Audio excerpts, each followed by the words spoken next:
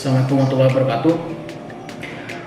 Izin perkenalkan diri, nama saya Yoga Andreas, dan di sini saya akan membahas terkait dengan antropologi. Jadi video ini dibuat untuk memenuhi salah satu tugas antropologi, UAS tugas akhir. Ya, jadi yang saya akan bahas yaitu terkait dengan salah satu budaya, yaitu budaya adat Minangkabau. Adat Minangkabau yaitu spesifiknya yaitu dengan rumah adat Minangkabau, yaitu namanya rumah gadang.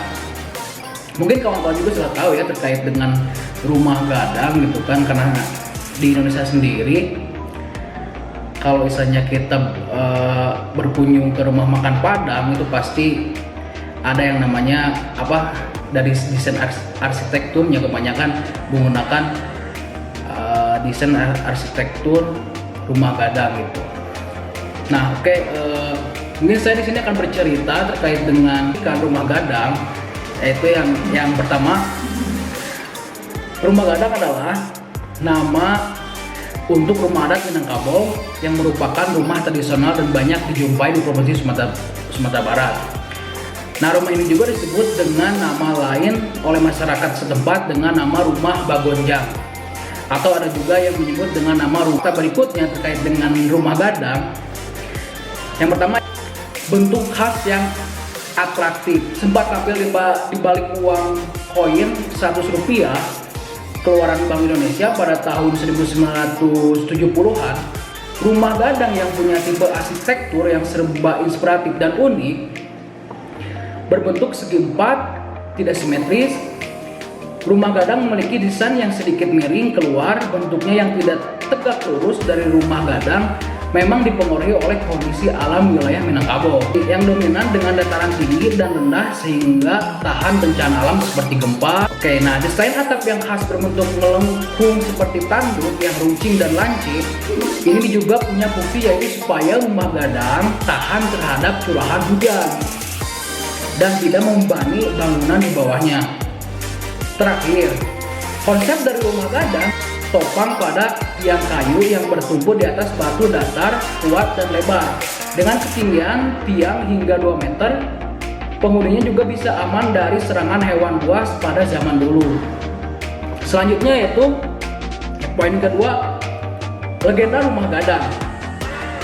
Bukan tanpa arti, bentuk tanduk runcing dari atap rumah gadang ternyata punya makna tersendiri. Konon, tanduk berbentuk seperti kerbau itu adalah simbol kemenangan kompetisi adu kerbau dengan seorang raja di Jawa. Nah, selanjutnya yaitu hanya di kawasan tertentu. Jadi kawan-kawan, tidak seluruh wilayah di Sumatera Barat memiliki rumah gadang. Pasalnya, rumah gadang hanya boleh dibangun di kawasan yang memiliki status nagari. Nagari ini sendiri berarti desa yang sudah menurut pada pembagian administratif sesuai dengan batas wilayah dan kewenangannya. Begitu juga pada kawasan yang disebut dengan rantau. Nah, rumah adat ini juga dahulunya tidak ada yang didirikan oleh para perantau Minangkabau. 4. Rumah gadang sering menjadi warisan turun-temurun dari kepala keluarga wanita kepada generasi penerus wanita berikutnya, sesuai dengan adat Minangkabau yang berlaku. Yang selanjutnya yaitu pembagian rumah gadang. Nah, ingin tahu apa aja ruangan di dalam sebuah rumah gadang? Rumah gadang terbagi atas lanjar dan ruang lepas. Cara pembagian ini ditentukan dari arah banjar tiang, yaitu tiang yang berbanjar dari depan ke belakang menandakan lanjar, sedangkan tiang dari kiri ke kanan menunjukkan ruang. Jumlah lanjar ini umumnya berjumlah ganjil antara 3 sampai 11 ruang. Sedangkan untuk ruang lepas biasanya tergantung dari luas rumah dan tidak ditentukan jumlahnya.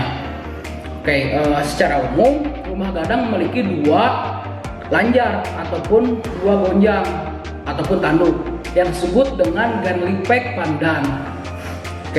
Selanjutnya itu ornamen cantik rumah gadang.